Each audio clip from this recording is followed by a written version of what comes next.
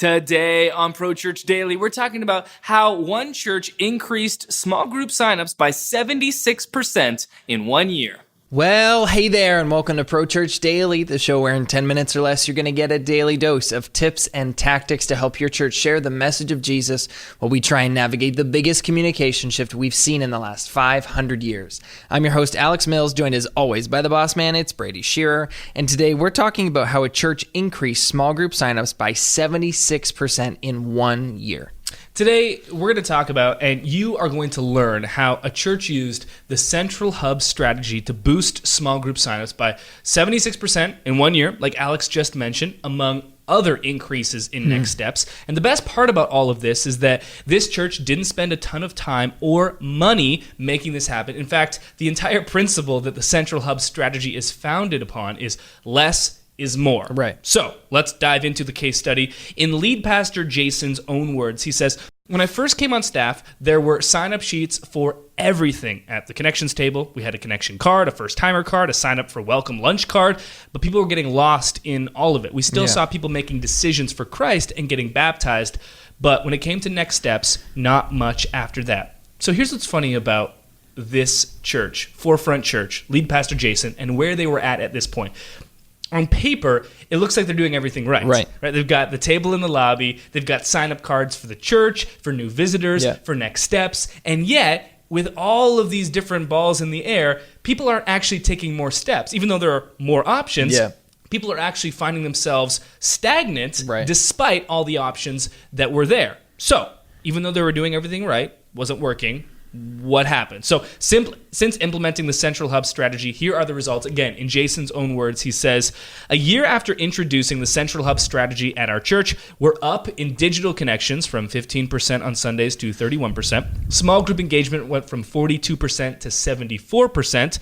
But the biggest was our fall outreach. We routed everything through the Central Hub. We went from 400 people to 900 people. Our pre-tickets sold increased by 53%. It goes on. Our Easter attendance went up from 802 people last year to 998 people this year, and it goes on. Everything up, even podcast numbers using the Central Hub. More people viewing messages, more people listening, more people watching, all because of the Central Hub strategy." So to summarize the increase in percentages there, digital connections up 107%. Small group engagement up 76%. Fall outreach up 125%. Easter attendance up 24%. All because of the Central Hub strategy. What is it, Alex? Why does this work? What is it? Why does it work? Well, basically, the premise of the Central Hub strategy is incredibly simple. It all comes down to consolidating all of your church's different connection points into a single destination. So we talked about Forefront. They had this card and that card and the lobby and all of these different things. Instead of having all of these different balls in the air, consolidate them all into a single connection point.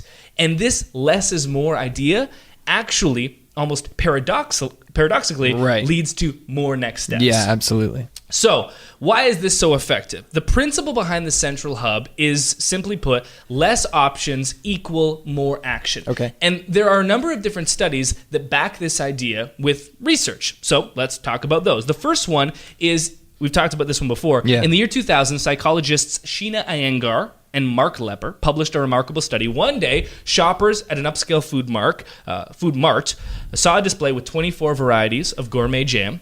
Who doesn't like gourmet jam? And who doesn't like all the varieties? 24 different varieties. And those who sampled the jams received a coupon, $1 off any jam. Okay. Then on a separate day, shoppers saw a similar table, except there weren't 24 jams this time, Alex. Just a few. Only 6 jams, and again, those who sampled received a coupon. Here's where things get interesting. The large display of jam, it brought in more people. It attracted more interest. But when it came time to buy, when it came time to take a next step, those who saw the smaller display were actually 10 times more likely to buy than people who saw the bigger display.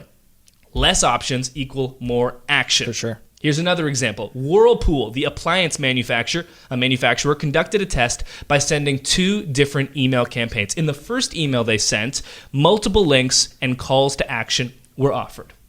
Kind of like a church newsletter. Yeah.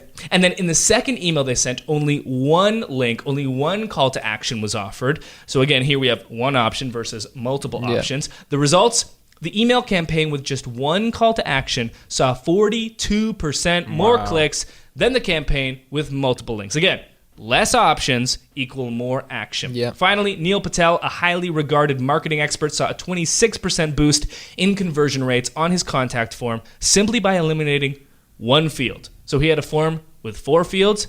He reduced it all the way down to 3. A major difference from 4 to 3. That small change led to a 26% boost in conversion rates. Similarly, a company called Imagescape saw a 120% increase on their form submissions after condensing their form fields from 11 to 4. And even once they got to 4, when they moved from 4 to 3, a 160% increase all the way back to when they had 11. So I mean, imagine that. Like, that could be the difference between you asking for first name, last name, phone number, and email, or just asking for first name, last name, and email.